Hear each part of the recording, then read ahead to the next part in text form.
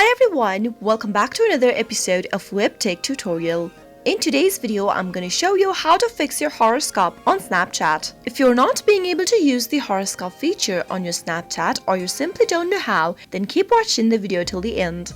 Don't forget to subscribe to our channel by hitting the subscribe button. Also press the notification bell icon so that you'll never miss another update from us. Tap open your Snapchat application from your app drawer. Make sure you're logged into your Snapchat. Once you're logged in, tap on the Bitmoji icon at the upper left-hand corner of the screen. This will take you to your profile. Once you're there, click on the star sign underneath your username. Soon after you do that, you'll be taken to a page where it prompts you asking if you want to option into astrology portion. Simply tap on the continue button at the bottom of the screen, and on the next page, it'll ask you your birth information. Type in your birth information in the text box. If you need to make any kind of a change on your birthday information, then simply go to settings and update your date of birth. Once you are done, at the bottom of the page, simply choose your time of the birth. After you do that, you can also pick a place of birth by tapping on search place. Type in the name of the place that you were born, and finally tap on complete at the bottom.